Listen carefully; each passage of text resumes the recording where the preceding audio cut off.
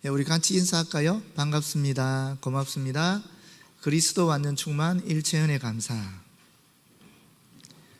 네, 여러분이 아시다시피 금년 2021년 우리 주제는 회복입니다.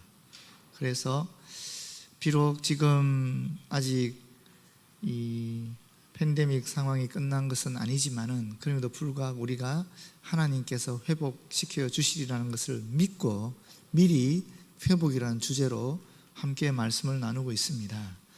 그래서 성부 하나님의 회복, 성자 예수님의 회복, 성령 하나님의 회복, 그리고 믿음의 회복, 사랑의 회복, 또 소망의 회복, 이런 말씀을 나누었고요. 이제 성경을 통해서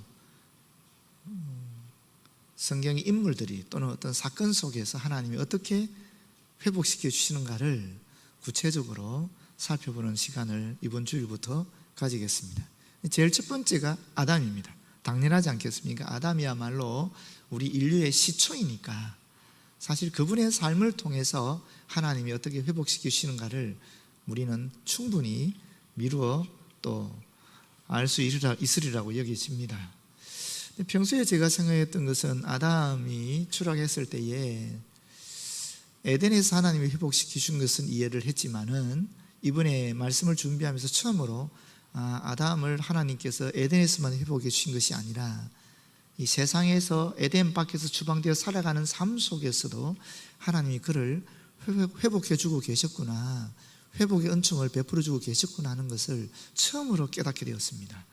그래서 오늘 이 말씀을 함께 나누겠습니다. 여러분 아시다시피 창세기 2장 7절에 보게 되면 여호와 하나님께서 땅의 흙으로 사람을 지으셨습니다. 그리고 생기를, 하나님의 숨을 그 코에 불어 넣으심으로 말미암아 생명이 됐습니다. 생명은 생명이라는 뜻입니다. 사람이 살아있는 존재가 되었다라는 것입니다. 그리고 하나님께서 이 사람이 살아갈 수 있는 가장 최상의 조건, 완벽한 상황을 만들고 그에게 에덴 동산을 허락하셨습니다. 뿐입니까? 에덴 동산에서 거주하게 하실 뿐만 아니라 모든 피조 세계를 다스릴 수 있는 그런 통치권을 위임해 주셨습니다. 그런데 아담이 하와가 원죄를 지음으로 말미암아 추락하게 되었지요. 아담의 추락의 첫 번째는 원죄로 인한 것입니다. 그 과정을 조금 살펴보시면 우리가 더 깊이 이해할 수 있을 것 같습니다. 보시면은 2장 16절 17절에 하나님이 이렇게 말씀하십니다. 동산 각종 나무의 열매는 내가 임의로 먹되 선악을 알게 하는 나무의 열매는 먹지 말라. 내가 먹는 날에는 반드시 죽으리라. 이렇게 말씀하셨습니다. 그런데 뱀이 하와에게 와서 뭐라고 얘기합니까? 3장 1절에 보게 되면 하나님이 참으로 너희에게 동산 모든 나무의 열매를 먹지 말라 하더냐, 이렇게 물어보는 거예요. 그때 여자가 이렇게 대답합니다. 동산 중앙에 있는 나무의 열매는 하나님의 말씀에 너희는 먹지도 말고 만지도 말라, 너희가 죽을까 하노라, 이렇게 했다라는 거예요. 보십시오. 하나님은 2장 17절에서 분명히 말씀했습니다. 먹지 말라, 내가 먹는 날에는 반드시 죽는다라고 얘기했습니다. 그런데 이 말을 여자는, 하와는 먹지도 말고 만지지도 말라, 너희가 죽을까 하노라, 이렇게 바꾼 거예요. 반드시 죽는다 그랬는데 이것을 자기 스스로 해석한 것입니다. 그래서 이거를 죽을까 하노라로 바뀌어버린 겁니다. 그랬을 때에 뱀이 유혹하기 시작합니다. 3장 4절에 보면 너희가 결코 죽지 아니하리라. 하나님은 반드시 죽는다 그랬는데 뱀은 결코 죽지 않는다, 절대 안 죽는다. 그러면서 뭐라고 얘기하느냐 하면 하나님이 왜 먹지 말라 그랬겠느냐, 너희가 그것을 먹으면은 하나님처럼 되는 것을 하나님께서 하셔서 먹지 말라 그랬다, 그렇게 얘기한 거예요. 그 사탄의 말을 들었을 때에 이 하와의 마음속에 유혹이 자리 잡아버린 것입니다. 그러면서 어떤 마음이 싹 텄느냐 보십시오. 3장 6절에 그 나무를 본즉 보았습니다. 먹음직도 하고 보암직도 하고 지혜롭게 할 만큼 탐스럽기도 한지라. 눈으로 보고 마음으로 품게 되었다는 것입니다. 눈으로 보게 되니까 마음의 결이 생기게 되었다는 것입니다. 그 마음의 결에서 뭐가 나온다 그랬어요? 마음 씀이 나온다 그러지 않습니까? 그래서 그 나무의 실과를 따 먹은 것입니다. 실천하게 되었다는 것이죠. 그런데 사람이 죄를 지으면 꼭 공범자를 만듭니다. 누구겠어요? 아담이죠. 자기 남편에게도 줘서 먹게 한 것입니다. 그것이 원죄입니다. 이 원죄는 어디로 말미암았는가? 사실 불순종했거든. 하나님 말씀을 그대로 반드시 죽는다 그랬으니까 안 먹으면 되는 거예요. 그대로 받아들이면 되는데 그것을 자기 머릿속에서 한번 해석을 해서 받아들인 거예요. 그래서 죽을까 하노라 하는 그런 불순종의 마음이, 의심이 들어가게 되었을 때 사탄이 유혹하는 것입니다. 하나님 말씀을 그대로 순종하면 되는데, 제가 이런 설교를 하면 또 어떤 분은 그대로 순종하라 그랬으니까, 제가 예전에 우스갯소리 이런 얘기 한 적이 있어요. 어떤 분이 매일 아침마다 일어나서 하나님의 말씀을 딱 펼쳐서 제일 처음 내 눈에 들어오는 그 말씀을 오늘의 말씀으로 삼고 그 말씀 붙잡고 살아가는 분이 있었는데, 어느 날 펴니까 뭐가 나왔어요? 가룟 유다가 목매달아 죽으니라. 이 말씀 그대로 순종하면 어떻게 됩니까? 나도 목매달아 죽어야 되는 것이요. 이건 아니잖아요. 그래서 다시 이상하다 하고 다시 또 폈습니다. 딱 펴니까 뭐가 나왔어요? 너도 이와 같이 하라. 이 말씀 그대로 행하면 목매달아 죽어야 되는 거지요. 아무리 생각해도 그건 아닌 것 같거든요. 다시 또 설마하고 또 삼세판이죠. 딱 폈어요. 뭐가 나왔겠어요? 즉시 행하라. 이런 의미의 말씀을 그대로 순종한다는 건 아니겠지요. 여기 분명히 얘기하고 있지 않습니까? 하나님 뭐라고 그랬습니까? 선악을 알게 하는 나무 열매는 먹지 말라. 내가 먹는 날에는 반드시 죽으리라. 누가? 아담과 하와가 죽는다는 얘기 아닙니까? 이 문맥을 보셔야 되는 거지요. 그런데 이 말씀을 그대로 아담과 하와는 받아들이지 않았습니다. 불순종했습니다. 그 다음에 사탄의 유혹이 들어왔습니다. 하나님처럼 돼. 그것을 먹으면 하나님처럼 돼. 그리고 난 다음에는 마음의 길이 생기게 되니까 보고 품고 따먹은 거예요. 이로 말미암아 아담에게 어떠한 추락이 일어났습니까? 알죠? 에덴에 있을 때 아담과 하와는 영원한 생명을 가지고 있었습니다. 그렇지 않습니까? 그들은 영원히 살 수 있는 존재였습니다. 뿐만 아니라 하나님의 능력을 그대로 받은 거의 하나님과 같은 존재였습니다. 그래서 동물을 처음 봤는데도 불구하고 바로 이름을 지어버리잖아요. 여러분, 성경에서 이름을 짓는다라는 소리는 이름을 짓는 대상이, 이름을 짓는 존재가 이름을 주는 그 대상이 있잖아요. 그 대상의 주권이나 또는 소유권을 가졌다라는 것을 의미하는 것입니다. 하나님께서 아담의 이름을 지었습니다. 하나님께서 하와의 이름을 지었습니다. 그것은 곧 아담과 하와의 주권이 어디 있느냐? 하나님께 있다라는 것입니다. 아담과 하와의 소유권이 하나님께 있다라는 것입니다. 그래서 아담과 하와는 하나님과의 관계를 맺어야만이 비로소 제대로 된 인생을 살아갈 수 있게 되어 있다라는 거예요. 반면에 아담이 동물들에게 이름을 지어줬습니다. 그것은 무엇입니까? 동물들의 주권, 동물들의 소유권이 인간에게 있다라는 것입니다. 왜? 하나님께서 모든 피조세계를 다스릴 수 있는 통치권을 위임하셨기 때문에 그렇다라는 것입니다. 그걸 의미하는 거예요.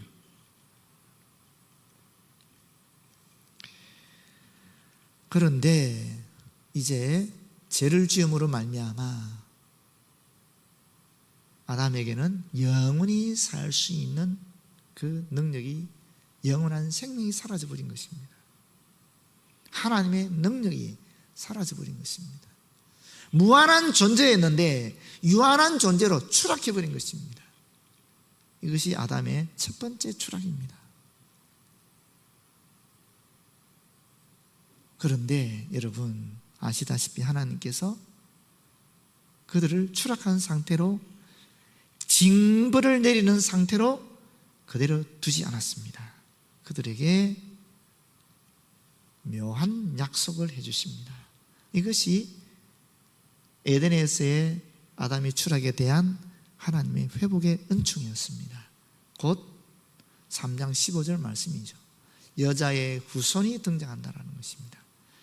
뱀은 여자의 후손의 발꿈치를 물게 되지만 여자의 후손은 뱀의 머리를 상하게 된다 하는 이야기를 하고 있는 것입니다. 하나님의 예언입니다. 뱀의 유혹으로 말미암아 아담은 무한한 존재에서 유한한 존재로 추락해버렸는데 하나님께서는 너의 후손이 이 뱀의 머리를 상하게 할 것이다. 비록 너희들은 가치 없는 발꿈치를 물려서 지금 추락한 상태이지만 앞으로 너희 후손을 통해서 뱀의 치명적인 머리를 상하게 할 것이다 하는 약속을 주신 거예요. 이 약속이 어떻게 성취되었습니까? 예수 그리스도를 통해서 성취되지 않았습니까? 뱀이 여자 후손의 발꿈치를 상하게 했습니다. 예수님이 십자가에 못 박혀 돌아가셔서 죽었다는 거죠. 그런데 여자 후손이 뱀의 머리, 치명적인 부위를 상하게 했습니다. 그게 무엇이겠습니까? 다시 부활했다는 것입니다. 사탄에게 있어서 가장 강력한 권세는 무엇입니까? 죽음에 대한 권세입니다. 그 죽음의 권세를 사탄이 예수 그리스도에게 베풀었습니다. 그런데 부활하심으로 말미암아 이 죽음은 아무것도 아닌 것이 된 거예요. 발꿈치 물린 것에 지나지 않는 것입니다. 그러나 예수님의 부활하심으로 말미암아 뱀은 죽음의 권세를 잃어버린 것입니다. 치명적인 공격을 당한 것입니다. 치명적인 상처를 입게 되었다라는 것입니다. 그런 약속의 예언을 하나님께서 아담에게 베풀어 주심으로 완전한 절망에 빠지지 않도록 하셨다라는 것이죠. 두 번째가 뭐겠어요? 에덴에서 하나님께서 베푸신 두 번째 회복의 은총은 무엇이었습니까? 가죽 옷을 지어주신 거예요. 서로가 보기에 너무 수치스러워서 나뭇잎으로 옷을 만들었는데 그 나뭇잎은 금방 떨어져 버리지 않습니까? 말라서. 하나님께서 그들의 일생에 입을 수 있는 가죽 옷을 동물을 죽여서 입혀주신 거예요. 여러분 한번 상상해 보십시오. 에덴에서 수방될 때 빨가벗고 자기들이 만드는 나무 옷 입고 가는 것하고 하나님 주신 가죽 옷을 입혀서 가는 것, 이 비교를 해 보십시오. 가죽 옷을 입고 추방될 때 그나마 아담과 하와의 마음속에는 하나님이 우리를 완전히 버리지는 않으셨구나. 하나님께서 우리에게 그래도 관심이 있으시구나. 그래도 우리를 사랑하시구나. 그래서 우리에게 가죽 옷을 입히시구나.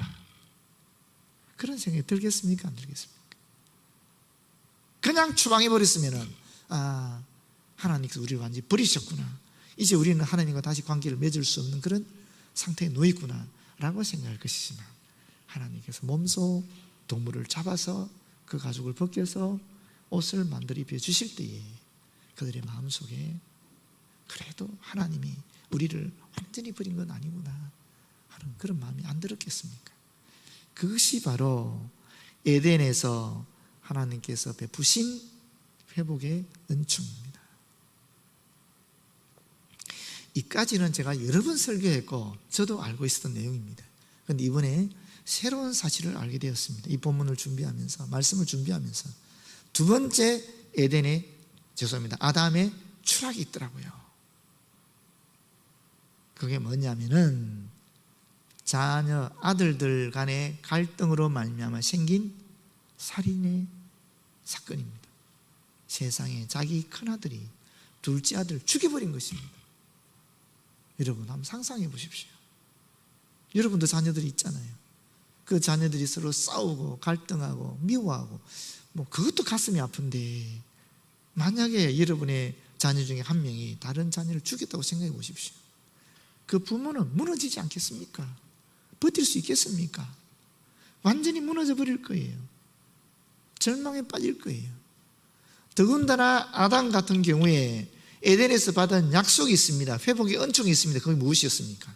여자의 후손이 뱀의 머리를 상하게 한다라는 약속을 받았는데 둘 다 죄송합니다. 아벨이 죽어버렸습니다. 그리고 가인은 추방돼 버렸습니다. 여자의 후손은 어떻게 생기는 것입니까?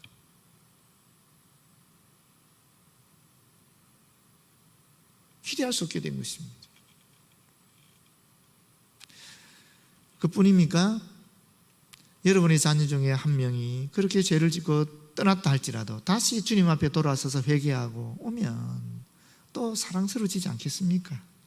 그런데 가인은 돌아서지 않았습니다. 하나님의 낯을 피해서 떠나버렸습니다. 그렇지 않습니까?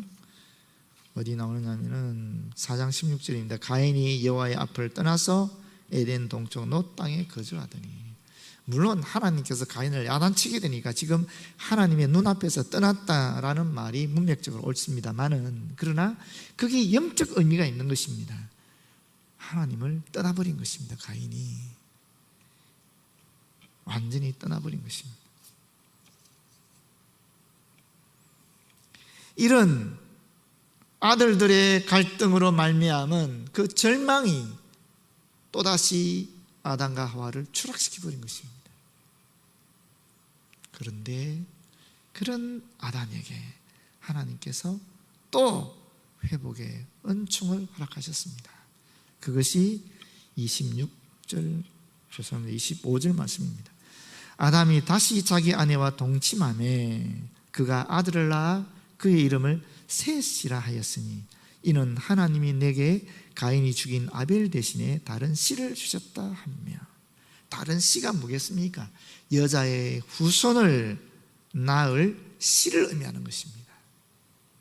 끊어졌던 여자의 후손에 대한 약속이 이어지는 것입니다. 그것이 가인에게는, 죄송합니다, 아담에게는 다시 회복이 주어지는 은총의 선물인 것입니다. 여러분, 이 셋의 말이 어디서 나온 말이냐면 놓다, 정리하다, 임명하다 하는 이런 단어에서 유래된 말이 셋입니다. 세상을 정리하는 존재라는 것입니다.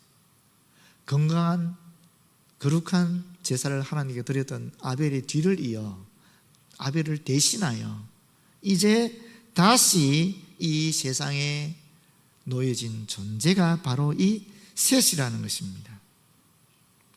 그리고 이 하와의 고백을 비교해 보면은 이들이 어떻게 셋을 대하는지를 분명히 알게 됩니다. 여러분, 창세기 4장 1절에 보게 되면은 어떤 말씀이 있지요? 아담이 그의 아내 하와와 동침하며 하와가 임신하여 가인을 낳고 이르되 내가 여호와로 말미암아 득남하였다 하니라. 내가 이 아들을 낳았다라는 것이 가인을 낳았을 때 하와의 고백이었습니다. 그러면 셋을 낳았을 때 어떻게 얘기했습니까? 25절에 하나님이 내게 가인이 죽인 아벨 대신에 다른 씨를 주셨다 하는 말입니다. 가인을 낳았을 때 내가 아들을 낳았다. 셋을 주셨을 때 하나님이 내게 주셨다. 여러분, 분명한 차이를 알 수 있겠죠? 주체가 바뀌었잖아요. 가인을 낳았을 때는 자기가 낳은 것입니다. 셋을 낳았을 때는 하나님이 주셨다라고 얘기하고 있는 것입니다.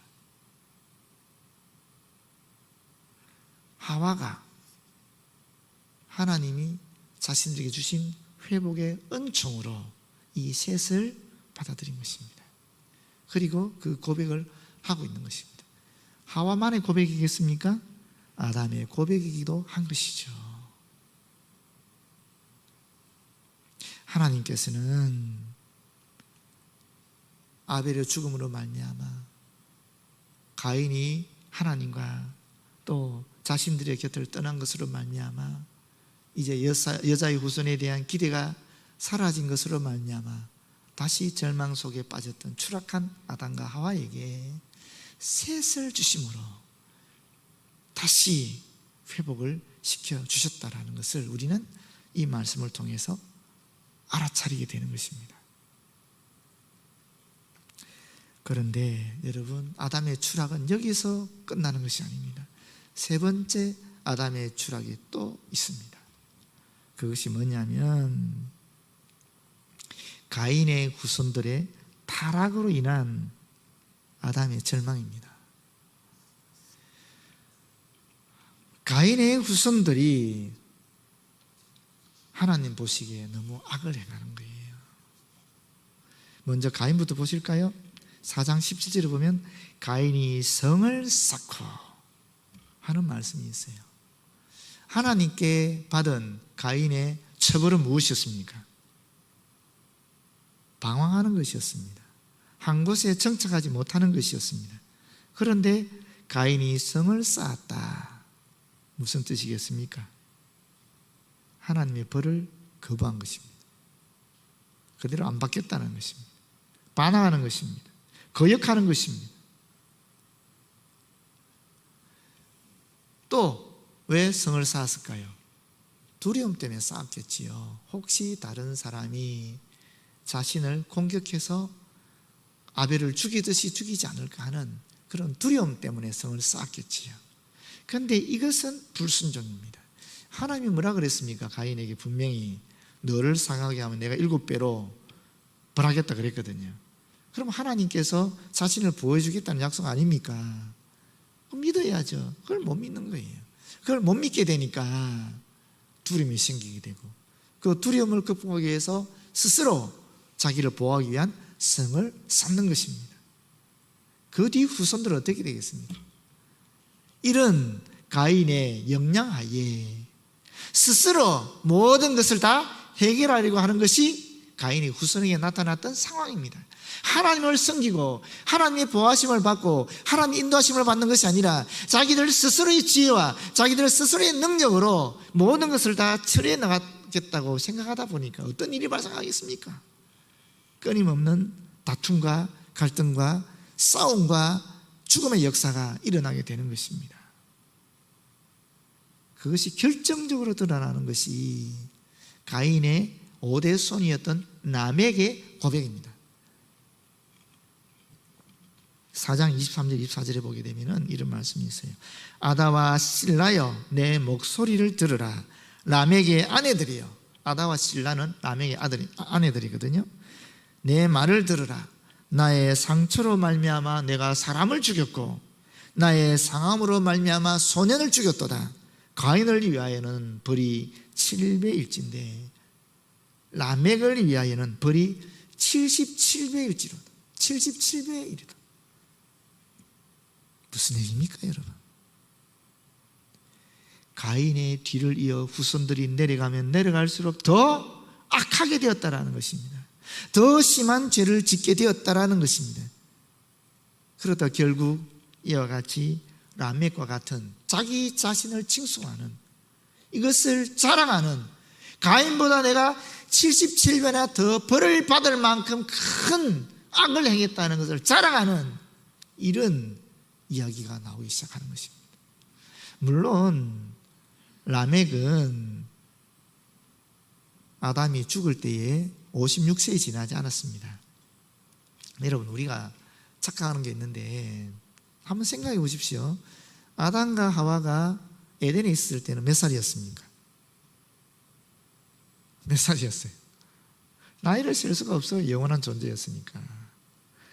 에덴에서 추방된 그때부터 우리식으로 1살이 되는 거예요. 그렇지 않습니까? 그러면 아담과 하와가 가인을 몇 살 때 낳았을까요? 몇 살 때 낳았을 것 같습니까? 그거 한번 비춰보시겠어요?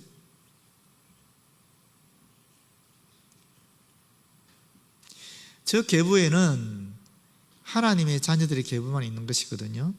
그런데 셋을 낳은 때가 130세입니다. 가인을 낳았을 때 나타나지 않아요.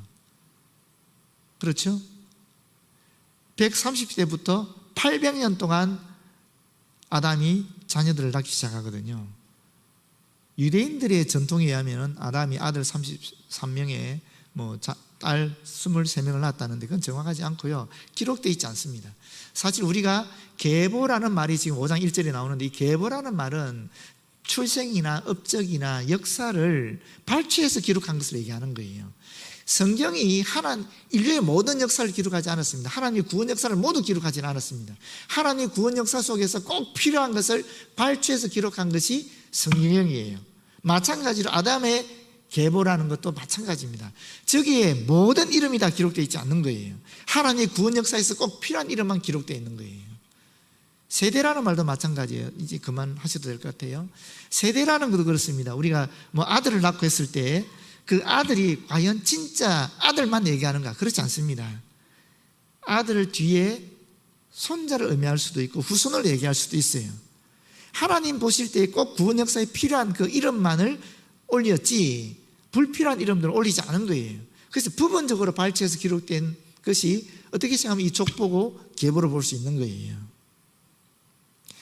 결론적으로 말씀드리면 아담이 130세에 셋을 낳았어요. 그러니까 800년 동안 아이들을 계속 낳았다라는 거예요. 여러분, 야곱 가족이 70명이 애굽 땅에 들어가서 400년 만에 60만의 장정을 이룹니다. 자녀들까지 다 포함하면, 부인까지 다 포함하면 한 200~300만의 엄청난 인구를 만드는 거거든요. 400년 만에. 그렇다면은 아담이 800년 동안 애를 낳았으면은 또 애들이 또 애를 낳습니다. 이렇게 확산되어 나가면 얼마나 많은 인구가 만들어졌을까요? 아마 수천만이 될 수도 있습니다. 그걸 염두에 두셔야 되는 거예요. 그런데 아담이 에덴에 나와서 가인을 낳았을 때는 아마도 바로 낳았을 거예요. 아마 한 2살, 3살 때 낳지 않았겠습니까? 아담이나 가인이나 비슷한 모습인 거예요. 그리고 가인과 아벨이 살아가다가 그들이 서로 죽고 죽임을 당하는 것이 아마도 130세나 125세나 이럴 때쯤 안 됐겠습니까? 그 다음에 셋이 130세 나아지는 것이야. 이 후손들의 타락, 가인의 후손들의 타락이 이 아담과 하와에게는 또한 큰 상처가 되고 또 아픔이 되고 그들을 추락으로 이끌었을 것입니다. 사실 자녀들이 신앙생활을 잘 못하더라도 그 손자, 손녀가 신앙생활을 너무 잘하는 걸 보면 희망을 느끼거든요. 우리 손자, 손녀들 때문에 내 자녀들이 예수 잘 믿게 되겠지? 그런 희망이 생기지 않습니까? 근데 손자, 손녀들이 더 나빠, 더 하나님을 반대하고 더 죄를 짓는 생활을 하면 그야말로 절망이죠. 이런 절망감을 아담, 하와도 느낄 수 있는 거지요. 그런데 이런 후손들로 말미암은 아담의, 하와의 추락을 하나님 또한 그냥 보지 않았다라는 거예요. 거기 또 회복의 은총을 베풀어 주셨습니다. 그것이 바로 에노스 이야기입니다. 26절에 보면 셋도 아들을 낳고 그 이름을 에노스라 하였으며 그때의 사람들이 비로소 여호와의 이름을 불렀더라. 이 여호와의 이름을 불렀다는 소리는 이름 그냥 부른 의미가 아니라 도움을 청하다, 찬양하다라는 소리입니다. 에노스라는 이름은 정말 황당한 이름입니다, 여러분. 이 에노스라는 이름은 치료가 거의 불가능한 병든 상태나 또는 재난을 당해서 고통 가운데 있는 그런 상태를 묘사하는 단어에서 유래된 거예요. 굉장히 안 좋은 이름입니다. 다시 말하면 병들어서 고통 가운데 살아갈 수밖에 없는 그런 인간의 한계 상황을 이야기할 때 쓰는 말을 붙여버린 거예요. 자기 아들 이름 셋이. 우리로 치면 야 이 암덩어리야, 야 이 백혈암아, 야 이 죽일 놈, 이런 이름을 붙였다라는 거예요. 왜 그랬을까? 가인의 후손들은 스스로의 힘으로, 그런 지혜로 인간의 무기를 만들고 서로 탈취하고 하는, 약탈하는, 죽이는 그런 세속 문명들, 자기들을 찬양하는, 인간의 쾌락을 요구하는 그런 충수나 수군 같은 음악을 만들었다면은, 그런 세속 문명을 일으켰다면은, 반면에 셋의 후예인 에노스는 인간 존재 자체가 너무나 보잘것없다는 것을 스스로 인정하고 하나님 앞에 겸손히 도움을 요청하면서 공적인 예배 의식을 만들고 공동체가 예배 드리는 그런 삶을 살기 시작했다라는 것입니다. 에노스 때의 사람들이 하나님의 이름을 불렀다라는 소리는 아담은 제사 안 지냈습니까? 가인도 제사 지내고 아벨도 다 제사 지냈지만 이때 비로소 공적인 예배를 하나님께 드리기 시작했다라는 거예요. 이것이 아담에게는, 하와에게는 큰 회복으로 다가왔을 거예요. 하나님이 그들을 세상에서 방치하지 않으시고 이와 같이 회복의 역사를 끊임없이 일으켜 주셨다라는 것입니다. 마지막으로 아담의 회복 은총이 있습니다. 그게 뭐냐면 5장 5절 말씀입니다. 5장 5절에 보게 되면은 그는 930세를 살고 죽었더라 하는 말이 있죠. 죽음이 아담에게는 영원한 회복을 주는 은총이었던 것입니다. 여러분 아시지 않습니까? 사람이 죽으면 어떻게 됩니까? 땅의 손 흙이니까 다시 우리 육신이 썩어서 흙이 되면서 땅으로 돌아가 버리는 거예요. 그럼 영은 어떻게 되겠습니까? 영은 하나님이 불어넣으신 숨으로 형성된 것이니까 다시 하나님께로 돌아가는 거예요. 이게 인간의 죽음입니다.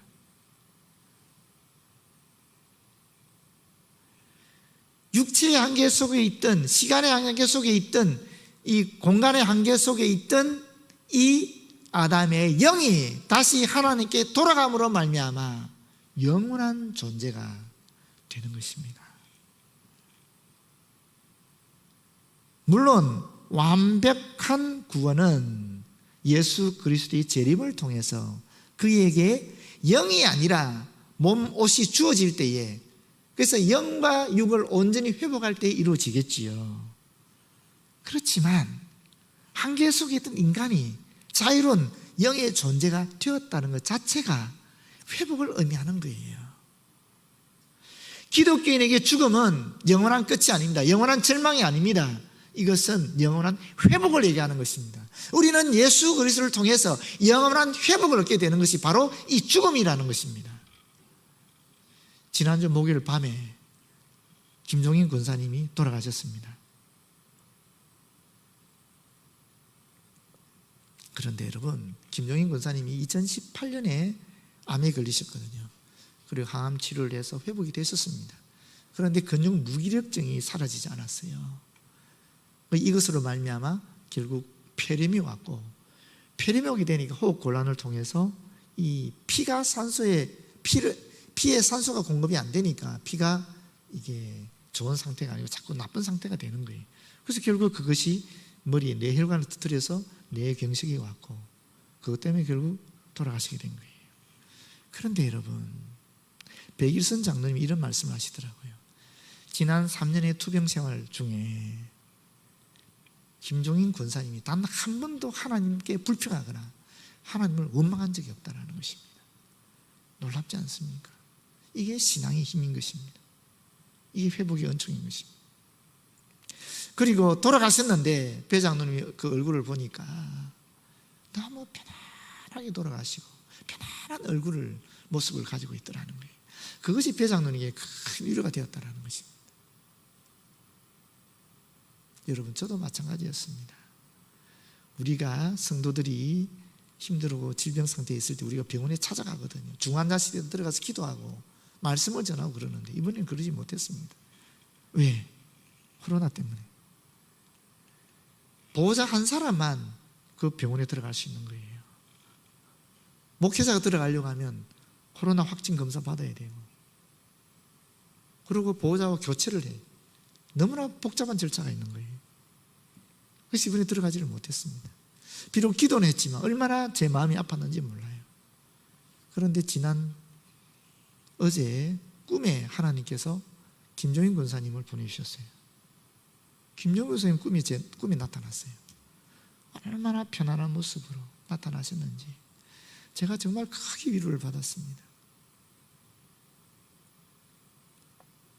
여러분, 하나님께서는 아담의 삶을 통해서 보여주셨듯이 우리가 절망 속에 빠졌을 때, 추락했을 때 그대로 내버려 주지 않습니다. 그때마다 우리에게 회복의 은총을 허락하여 주셔서 다시 세워주십니다. 뿐만 아니라 우리에게 죽음이라는 것은 영원한 절망이 아니라 영원한 회복인 것입니다. 하늘나라의 소망 가운데 우리는 영원한 회복을 얻을 수 있는 것입니다. 그렇기 때문에 우리는 승리하는 삶을 살아갈 수 있는 것입니다. 모쪼록 하나님의 회복의 역사를 여러분이 경험하셨고 또 앞으로도 경험하시면서 승리하는 삶을 살아가는 저 여러분 되었으면 참 좋겠습니다. 기도하겠습니다. 하나님 감사합니다.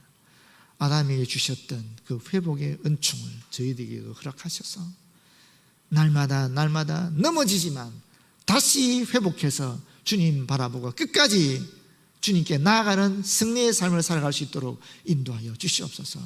예수님 이름으로 기도드립니다. 아멘.